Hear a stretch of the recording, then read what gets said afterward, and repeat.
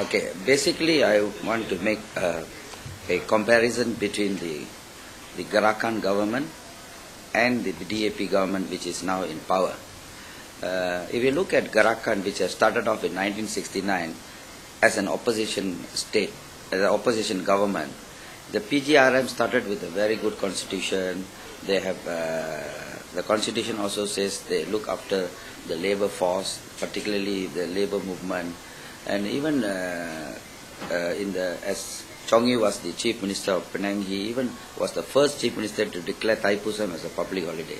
So they started up with a very good multiracial candidates and multiracial personalities such as Mustafa Hussain, who was none other than the deputy chief minister, who is a Malay, who carried the Gerakan ticket.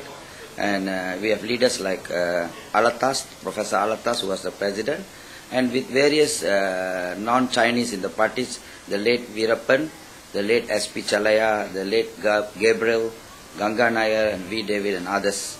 So Gerakan started out, took off very well with a good multiracial system and administrative system. Subsequently, after 1974, when there was a big change in the party, Gerakan started to negotiate with the Barisan government to become part of the Barisan government.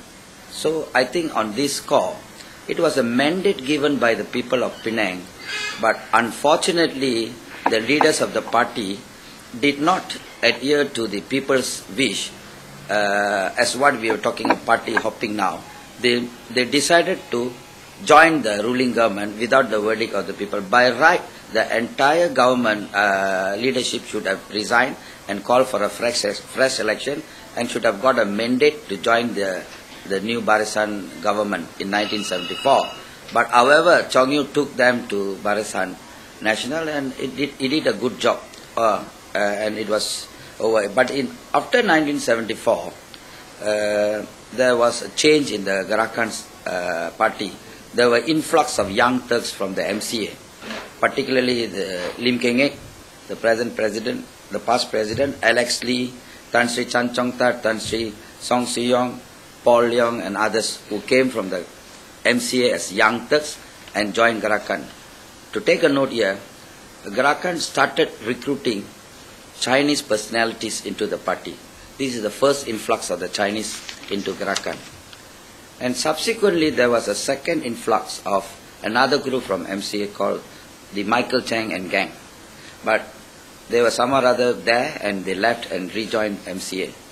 But the worst of the lot was the influx of the Chinese educationalist group, or in Chinese they call them the Tung Chao Shung.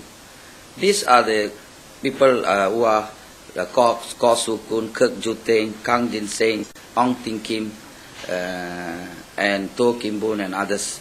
So this made Gerakan in the last span of 10 to 15 years.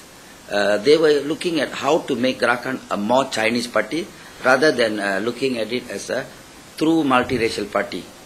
So however, with this influx of three groups, with the Chinese education group who were very strongly for Chinese education, and they even at one stand made a stand to join Lim Keng Siang under the DAP ticket. Subsequently in 1982, they all joined Gerakan and stood for election, Kirk Ju Teng and Ko Su Kun.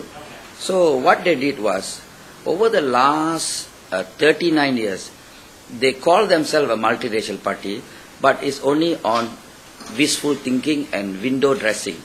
They were all totally forgetting about Gerakan is another mixture of race, means the Indian community.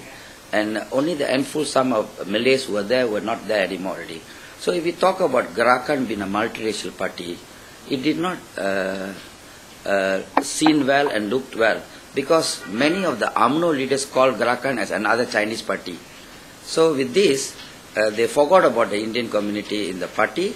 Came 2008, Ko Su Kun make the last shot and said that there's no capable leaders in Indian leaders in Gerakan, and there's no suitable seat for Indian leaders in Gerakan. But however, on the contrary, if you look at DAP, which placed 30 over Indian candidates in predominant Chinese places, and people went for personalities.